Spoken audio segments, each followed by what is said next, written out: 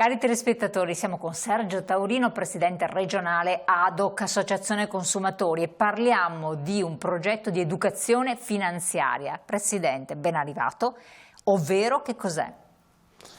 Buongiorno a tutti. Educazione finanziaria è un progetto che stiamo portando avanti ormai da quasi un anno e che ci vede protagonisti ancora con i consumatori che faranno acquisti, e noi cercheremo di dare loro delle dritte per poter non incappare in truffe o perlomeno per potersi difendere da quelli che sono i raggiri che normalmente possono succedere nell'arco, diciamo, della loro vita di consumatori. Che cosa sapere?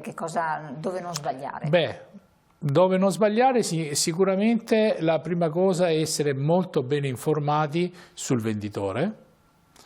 Poi dopo, se fate gli acquisti online, avete come tutela le forme di pagamento.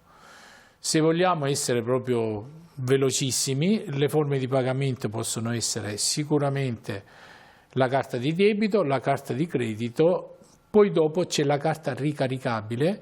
Quella che sconsigliamo sicuramente è la carta revolving, che ha degli interessi troppo alti per quelle che possono essere le capacità di un consumatore medio. E poi dopo ci sono i bonifici tramite intermediario.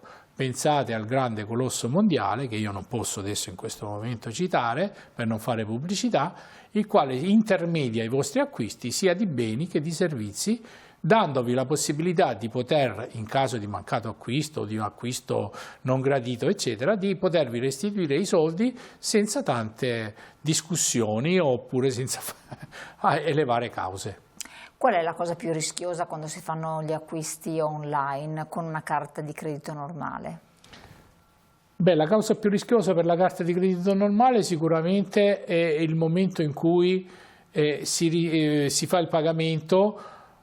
Nel momento in cui si fa il pagamento bisogna stare molto attenti ad avere un rapporto con la banca sinergico e anche con l'ente che vi ha dato quella carta, perché ci sono i numeri verdi, perché si può controllare la transazione, infatti vi arriva un SMS di conferma, e quindi prima di schiacciare il famoso pulsante "ho pagato", cercate prima di capire se avete tutte le garanzie di sicurezza che la banca e anche chi è proprietario delle carte di credito vi può dare tranquillamente. Sono informazioni. Assolutamente, bonifico istantaneo, anche lì grande attenzione. Tragicamente a ottobre è nato il bonifico istantaneo con lo stesso prezzo dei bonifici normali. Prima un bonifico istantaneo costava anche fino a 15 euro a transazione, adesso costa come il bonifico normale. Qual è la differenza? Che il bonifico istantaneo, nel momento in cui voi lo fate, no?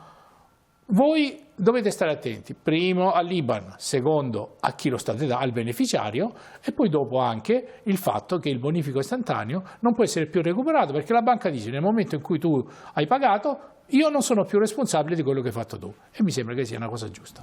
Presidente, grazie di questa pillola di maggior consapevolezza in ambito finanziario, ne abbiamo veramente bisogno tutti, e comunque per ogni evenienza rivolgetevi all'Associazione dei Consumatori, ADOC, agli sportelli in orario d'ufficio disponibili, e il Presidente con lente di ingrandimento leggerà tutte le condizioni, le clausole, e vi darà il miglior suggerimento. Buon proseguimento.